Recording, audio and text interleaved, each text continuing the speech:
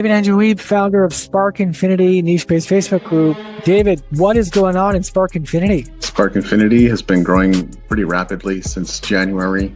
We started with literally 4 or 5 members, now to well over 1,400 people, serving creatives and creators, poets, artists, visual artists, musicians, actors, actresses. What should members of Spark Infinity be prepared for? What are the live shows about? We like to interview people and get a sense of who they are, the kind of things they do, highlight them, and especially their amazingness, their personality, their superpowers, whatever makes them great. That's what we like to highlight in those conversations. So how could members of Spark Infinity also benefit from Bump Global? For one thing, there are so many amazing heart-centered founders of various niche-based Facebook groups that if you wanted to be interviewed, you could just put yourself in the middle of the storm and find all kinds of groups to be featured in and interviewed in all day long. And the other thing is, if they have the desire and the work ethic to build their own niche-based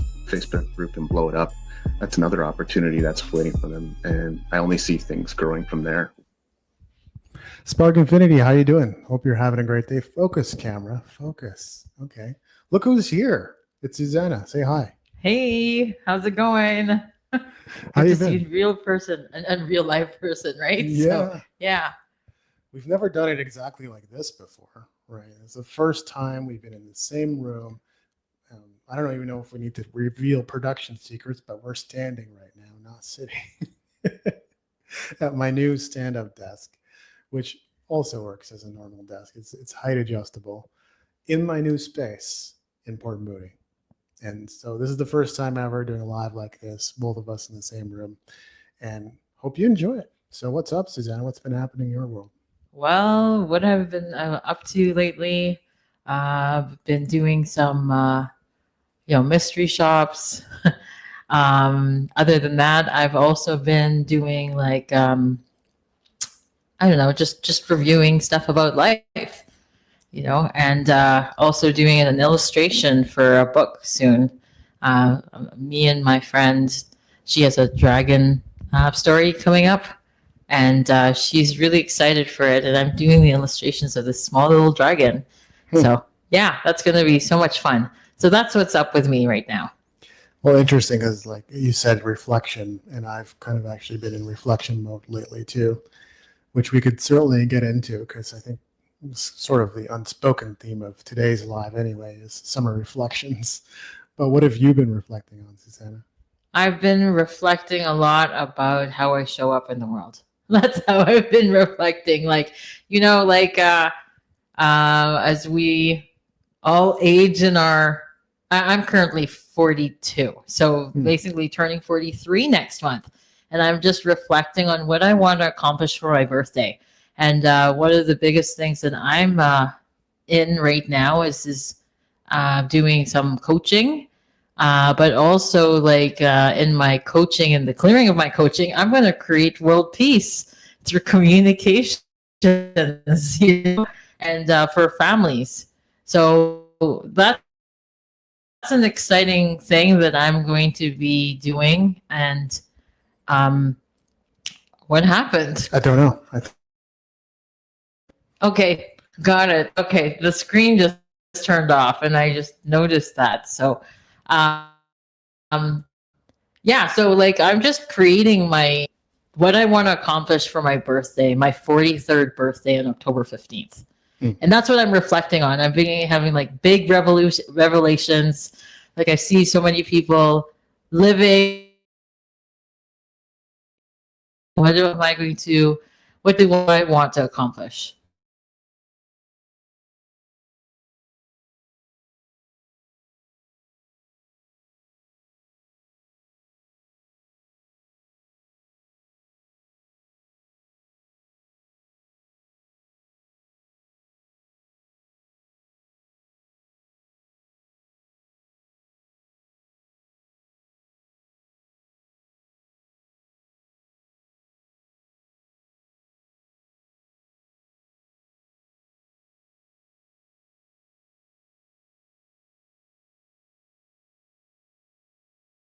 Andrew here. Because as an artist that he's able to showcase his work, and I say, okay, what does your art mean? Something like that.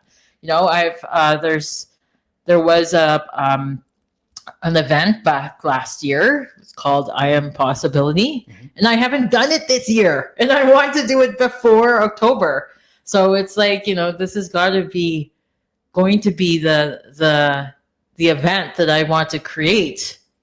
And I would better do it like quick before my birthday ends or starts. So I'm like looking at how to plot my birthday, what to do next, and involve all of you as an artist. Yeah. So you're actually trying to accomplish things on your birthday or before your birthday or after your birthday? I'm a little confused about timelines there. Yeah, well, I'm looking at, like right now, we are looking at September 2nd. What are we? September 3rd? 4th. Oh, September 4th. Oh, I'm backdated now. So like September 4th, and then standing in the future fulfilled of October 15th, what am I looking to accomplish? So I want to accomplish one of the biggest things that I had on my bucket list was being integrity with my life. And what that looked like is like, things that I said I would do. So, one of the things was paying off my credit cards by October 15th. And also like doing the events for I Am Possibility. So I think that'll go for those two for now, because like I don't want to say and then I'm so behind with all my promises, right? So it doesn't work to promise the world, but I just want to accomplish those two on my birthday, and also maybe just have one more like a big party event to celebrate me.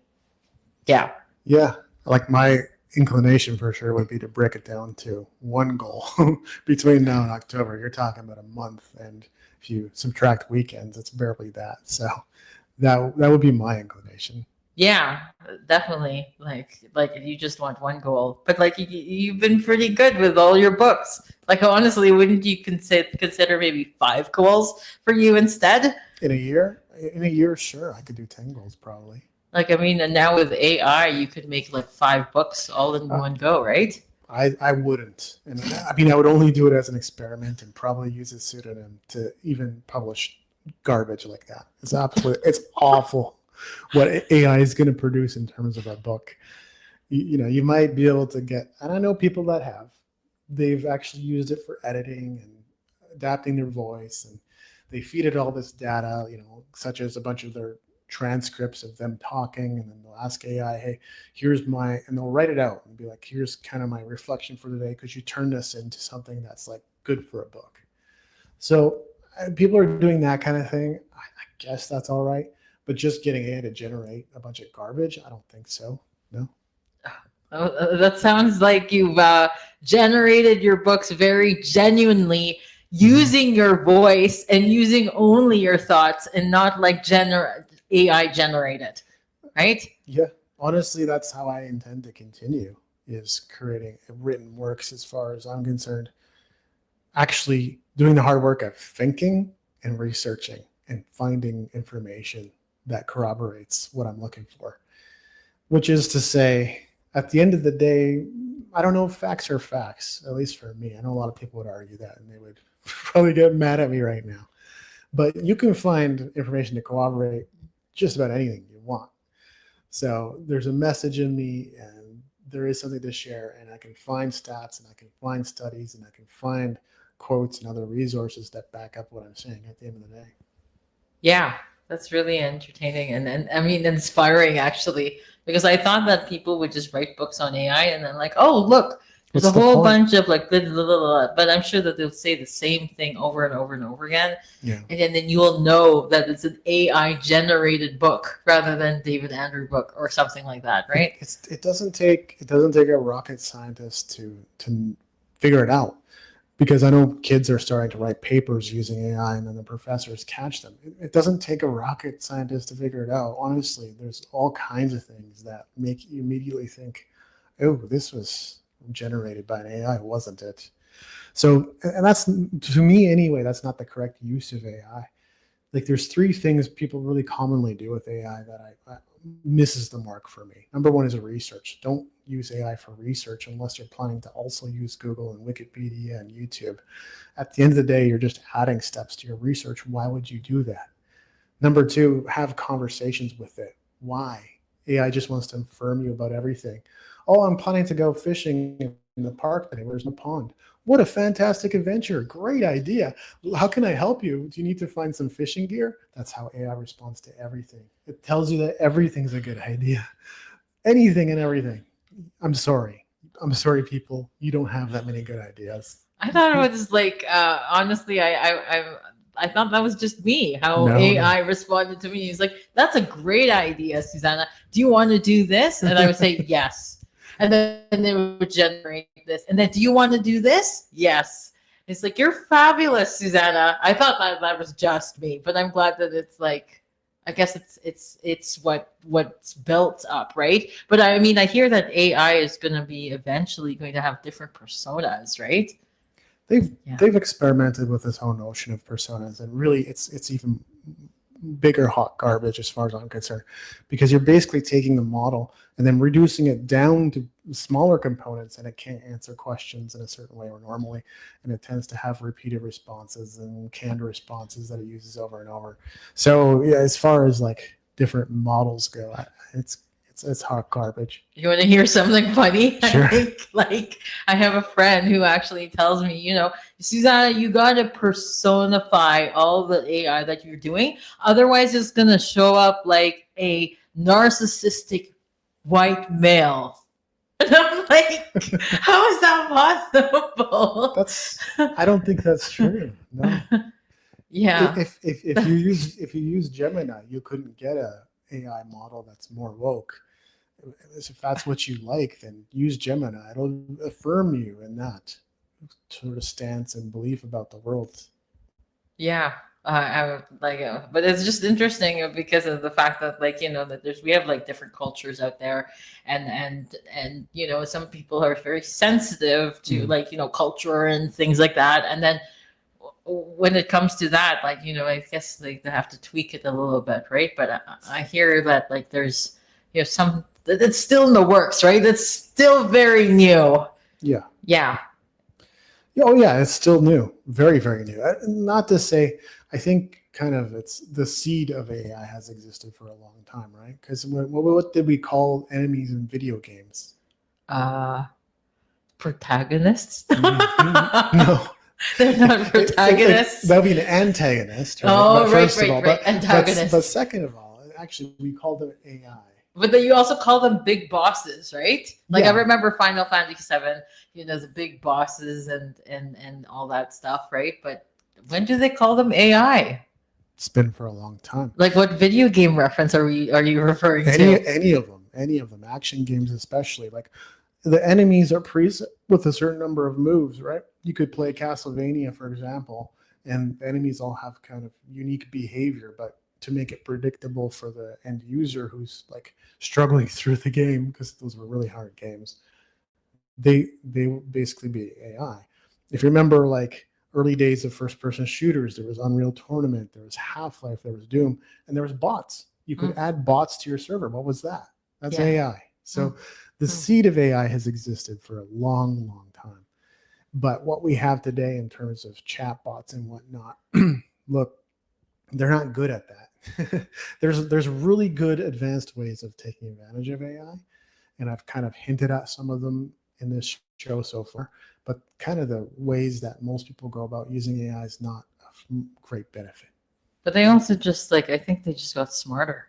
Like, right now, like, a lot of people are using, like, I mean, as an artist, we're like, there's a lot of, like, you know, artistic, you know, like AIs out there. Like, you can just generate, I think even from iPad, you know, they have that function. I can't remember what it is, but, like, you know, you put in what you want, what to create, like a glorified bunny, or a glorified energy bunny with like wings that's flopping instead of doing the drum, right? So I mean, you could create that, and they create that for you, and it's just like so interesting how they generated all these images from everything over the internet, and that becomes a little bit more dangerous? I don't know if it's dangerous. Would you say it's dangerous, Dave?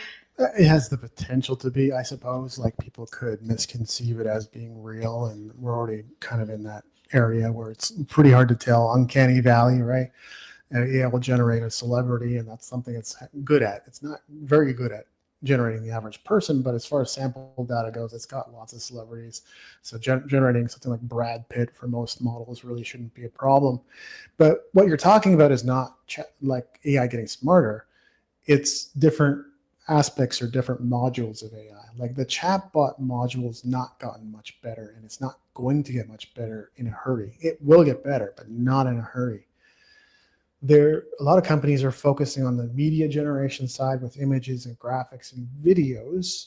And a lot of them are also working on the agentic side where you can use multiple models to complete a task. And supposedly that gets it better, but not always really. I think it's really interesting because the chatbots kind of remind me of IRC.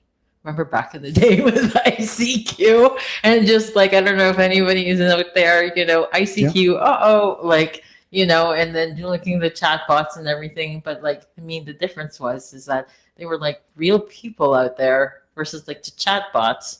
I don't know. Some of them can sound like real people, but they're also very repetitive too. Like it will just give you instructions and they choose this, or this, especially if it's like a phone bill or you're trying to get access on the internet, right? Or something like that, right? So they might eventually build some kind of unpredictability module or something like that to make it more interesting. But yeah, I would say so.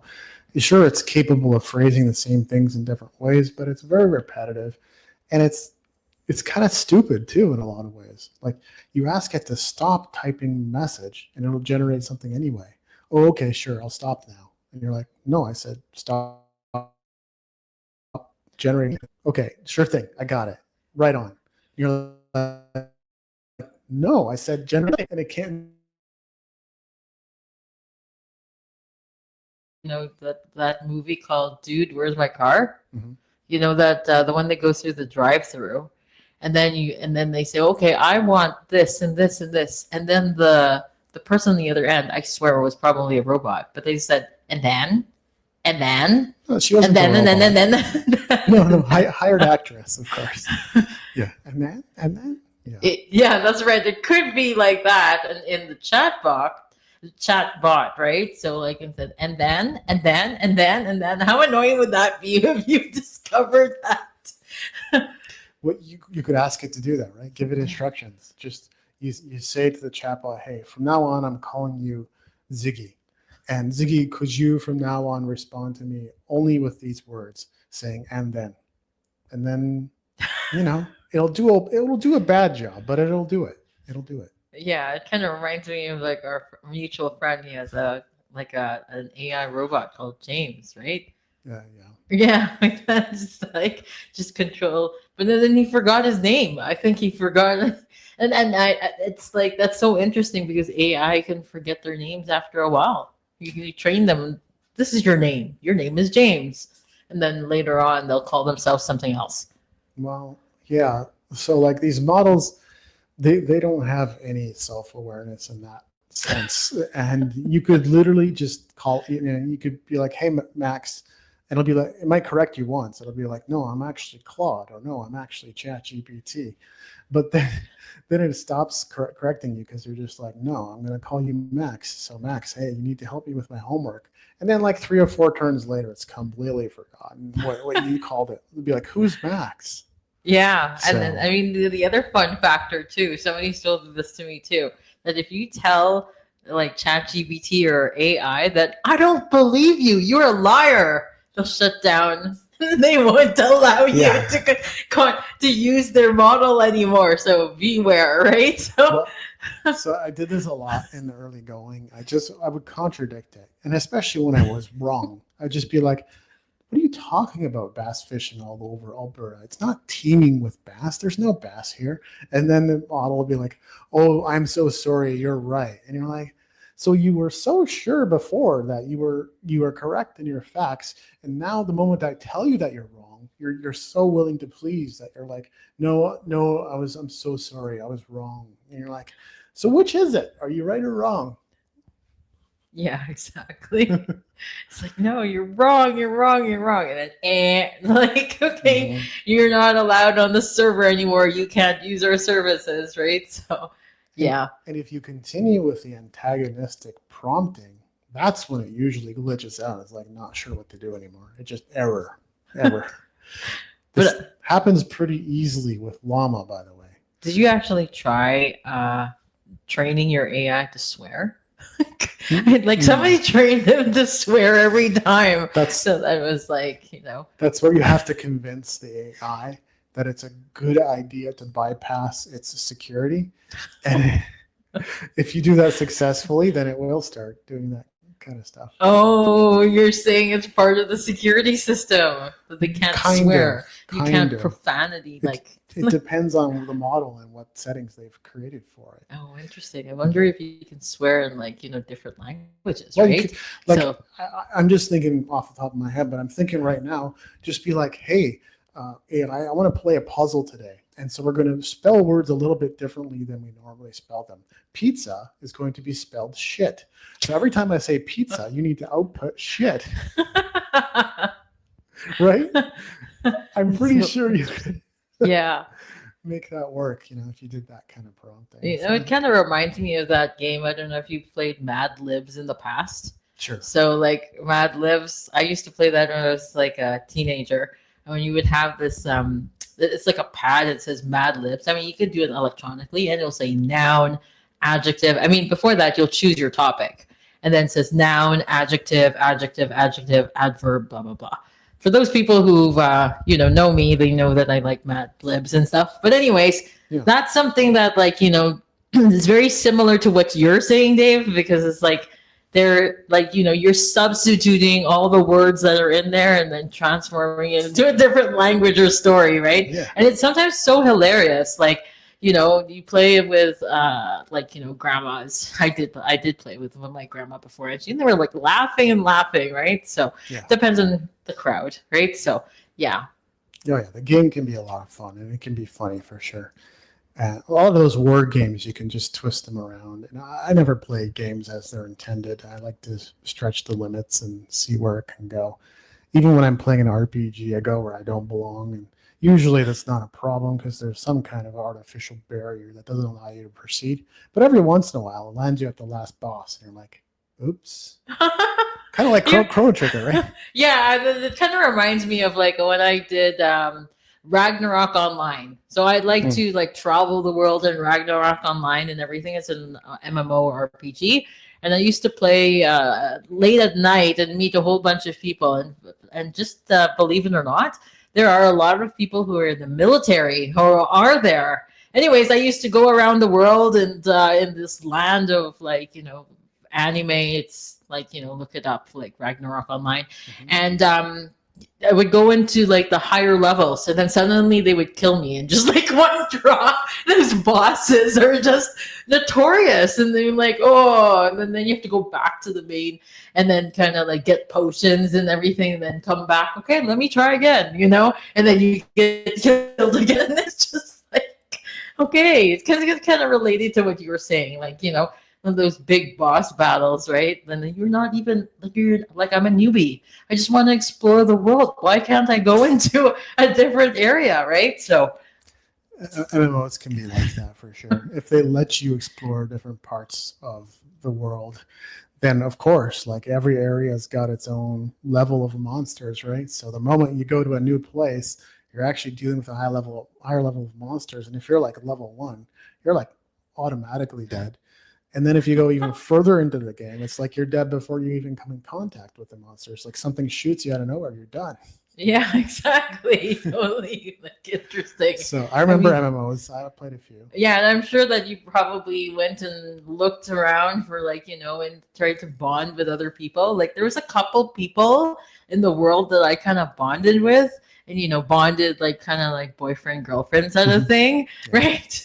But I'm sure with AI nowadays, they would replace that, but I don't think so. To be honest, my brother, he still plays Mabinogi. I don't know if you know Mabinogi. No. It's an MMORPG, and he's been playing that for a long time, and he actually met his girlfriend there. So they've been playing there for a long time, and I was recently introduced to her, and she's actually deaf. So he's actually learning how to do ASL, and really finds it fascinating. I find it fascinating, really. I said to her that I'm planning to do ASL as well. So American Sign Language, basically.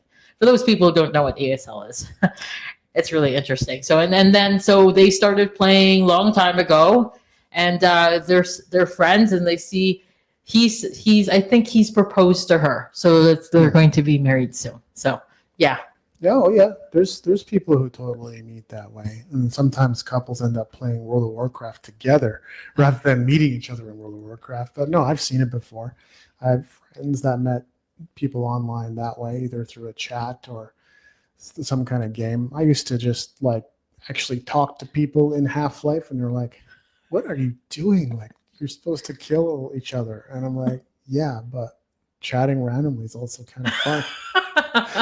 And then sometimes it would lead to like deep life conversations. So Yeah, I love that. Like you can talk about anything. Then we had the marketplace in like Ragnarok Online, and everybody would be sitting down, and you'd have your paporing. Those are like little jelly type of monsters, and they would sit down beside you, and you'd have like storytelling and everything like that.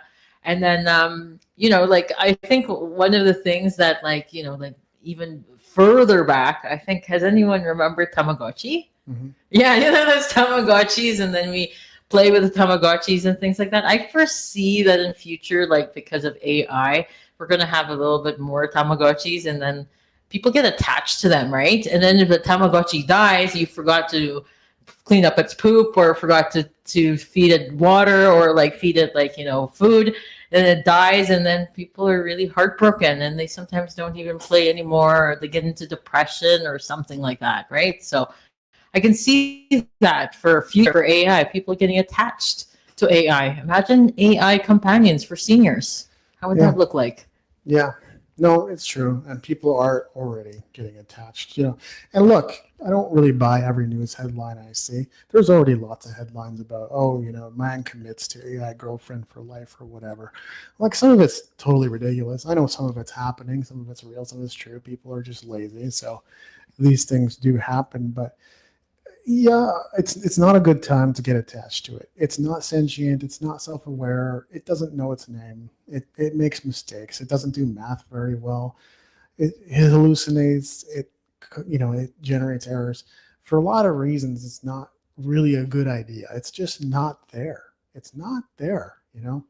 And there was even a Meta representative a while back said like it's nowhere near as smart as a cat yet. That's going to take 10 years or so. I think that's roughly the quote, and I'm on his side, and maybe it is going faster than I think. Maybe it is better than I think, but I don't think it's good. I don't think it's good. Are you saying that cats are smarter than humans? The cats are smarter than AI. Oh, cats are smarter than AI. Imagine if you actually had a prototype for cats, and then the cats would actually that would be interesting. I know, like having a cat AI and then interacting with other cats. Well, what would that be? Because AI is a chatbot, right? So you're talking about robotics, and robotics is different from AI. They're building AI into robotics, and they're building robotics into AI. Don't get me wrong, but they're two different technologies, right? Yeah, definitely. So like that. But I was just thinking like you have a doll, like a cat doll, you implant like an AI robot, and you just configure the mouth and configure the legs. I know that's already robotics and everything, but I think that that could be possible, right? No, it's more than possible. It's just ridiculous. Why would you do it? There's no point. It's not going to be very good. To interact with a cat. No, just get a cat. For crying out loud. Real cats purr, and the vibration of the purring is actually good for you. Right. I don't know if people know that. Plus, just having a pet, like a real pet, is, that raises your vibration too. So, going all the trouble of creating a robotic, I think I would kick these things around and just like make sure they don't come anywhere near me or my family. Thank you very much. Don't need robots. Don't need government-controlled spy devices coming around me. Yeah, that's true. I mean, I guess then they'll bring that in if like cats just one day became extinct. But hopefully that never happens, right? Because like cats are cute. Yeah, I mean, I'm sure we'll have other pets though, and people, I don't know. Again, I'm being really controversial here, but people often go off about like, oh, this thing, these species are going completely extinct every single day. They come back. They do.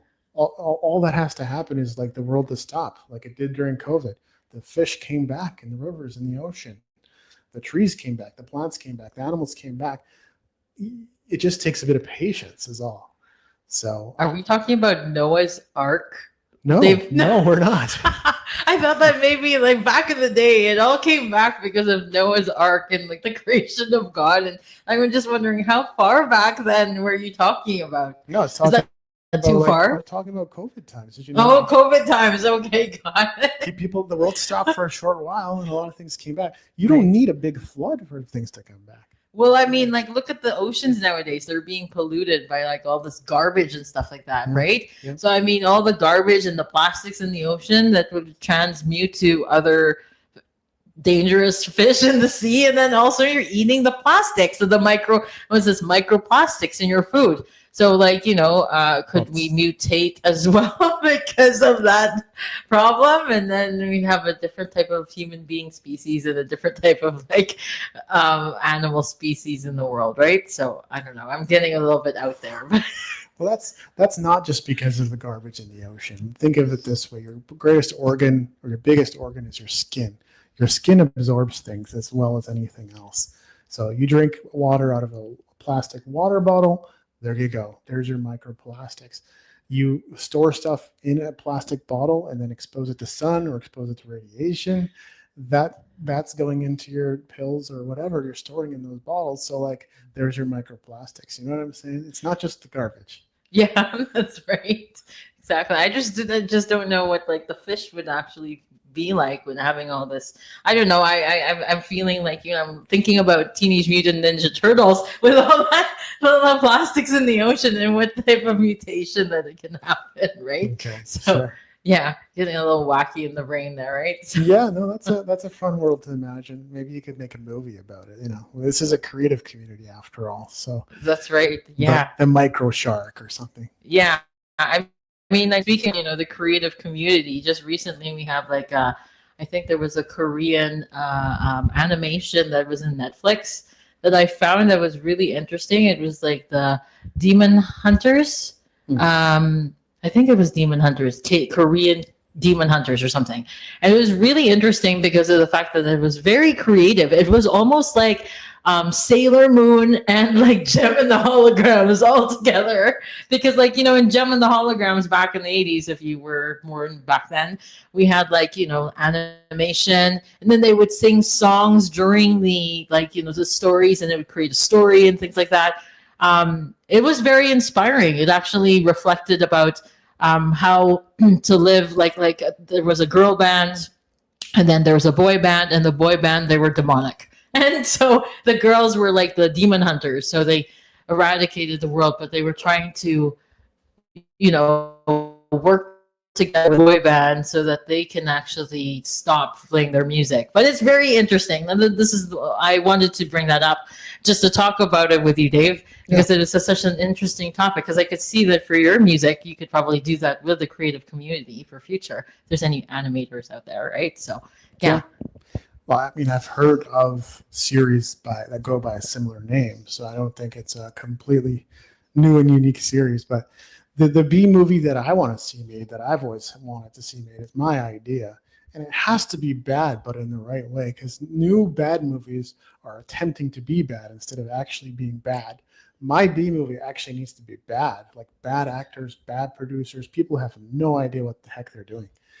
And it would be called The Sharking Lot. The Sharking Lot? The Sharking Lot. And it would be like almost like a horror, but not a horror. There would be a specific parking lot where sharks dwell in this concrete. That's as far as the idea goes, but I think it's funny. We want to see it made. Very interesting. I wanted to share with you that I've had dreams of like fish just floating in the air and without water. And kind of reminds me of that sharking lot because the fish would be just like float to me and then their big eyes and everything like that. Like it was in my dream, by the way. So it just kind of it was really weird. Like, why are they fish floating in the air with no water, right? But I could see the sharking lot, probably the same thing too. So would there be water? Would there be water? Yeah. You know, is the concrete a mirage or is it water or how does it work? That's the question. That's what's going to make you go like, oh crap, well, how does this work? You know, that's the mystery that gets revealed in the movie. Yeah, that's true. Like all the creators out there, what do you picture, envision that it could look like, right? Yeah, would it have water? Would there be floating fish around? Or would there people, another one idea, and this is, I think I saw this in Beetlejuice. I'm sorry, I'm referring to all an these, idea if someone's already used it. Yeah, but like in Beetlejuice, they have the shark heads. They're like covered and they're eating until this part and then they're walking around with their legs, right? So I think like when Beetlejuice stepped into the room, this is the movie, by the way, so they step into the room and then you have this little guy with his small little head and another guy with a big shark eating it until his torso, right? So yeah, I was just imagining that, but then that would be copyright to Beetlejuice, right? So well, yeah. Not to say that like Hollywood doesn't rip off itself or certain, let's just face it, a lot of shows just kind of rip themselves off. After Basic Instinct come out, it's like every romance drama featured a woman stabbing a man with a knife.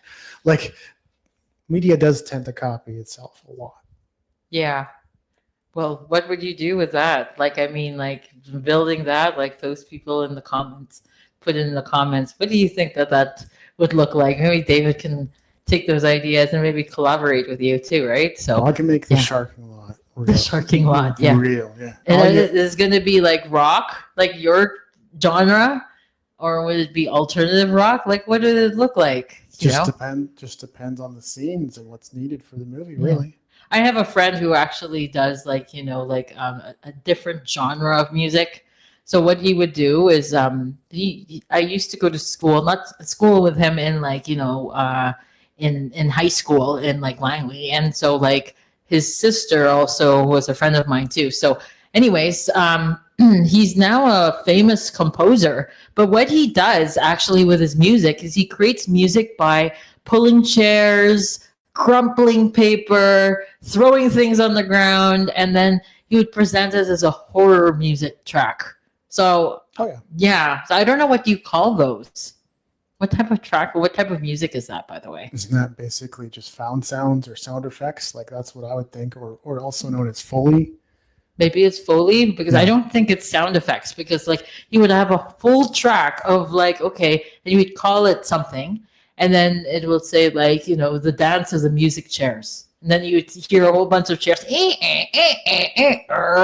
something like that. And then there would be a whole bunch of other things too.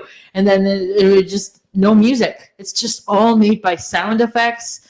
And yeah, it was really creepy for me. I don't know if it would be your type of genre, but it was really creepy. But a lot of people loved it though, so. No, I think it's great that people get creative with these things. And that for sure would be found sounds and Foley and stuff like that.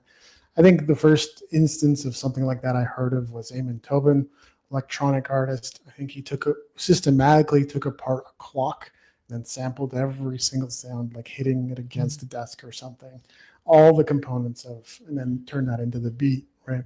So, it's neat. It's definitely not the first time I've heard of that. It wouldn't be my first visit to the rodeo, but it's always cool when people get creative in that capacity, for sure. Yeah. So I think that for the Sharkinator or Shark, what is it called again? The Sharking Lot. The Sharking Lot, not Sharkinator. The Sharking Lot. I think it would be like that. Maybe people snoring through the, I don't know, or because they would say it's sharks or something like that, or maybe they have jokes coming out of their head or something. And say more about how do you think it would be delivered? Well, it would really have to be. I think it would have to be at least partially horror. I don't see any other way playing out, but I think it would be a comedy horror, right? It would be funny. It would be weird, maybe a little bit dreamlike. since something like that couldn't really exist. And then the sharking lot would maybe come alive at a certain time of day. Maybe it's like at 10 p.m. on Thursdays. No reason, don't know why, but suddenly the parking lot turns into a sharking lot. You just explore ideas like that, and I'm sure it would. It doesn't have to make sense and doesn't have to be good, because the point isn't to be good. It's to be funny and a little bit scary. Yeah, that can actually work out. Like I've seen like places like we have like if you remember Future Shop back in the day. Right? Now basically Best Buy. Yeah. Now basically Best Buy. They like people when they come into like Future Shop, they say, "Oh, there's a whole bunch of sharks in there." So that could be like one of the narratives, or maybe like the drive-in. I don't know if there's any drive-ins in your area, but like here in Langley, I mean like further down in Langley, wherever we are right now, they have the drive-in, and they're thinking of like extincting that. But that's another option. Like you could create like a drive-in scenario, a shark movie scenario. You can also, actually, I recommend, how about George? Does George get to show up? Yeah, why not? Yeah. And I like that idea too. Like maybe the parking lot is significant because it's connected to a place that people go to. It could be a church. It could be a fast food place. But yeah, definitely the parking lot itself should be like somewhat highly trafficked. Yeah, but I think the viewers are kind of confused who George is, by the way. Well, you're going to just have to look it up, because like we don't have a lot of time to sit here and explain. But Carlos cat puppet that showed up in a few Compuzor videos, again, COMPUXOR on YouTube. You're going to have to search for the Compuzor music channel or YouTube channel and watch a few of the videos, because George makes an appearance in a couple. Yeah, there we go. Yeah. That would be amazing. So just look it up down in the channel and see who George is. Maybe George might make an appearance one day. Yeah, who knows?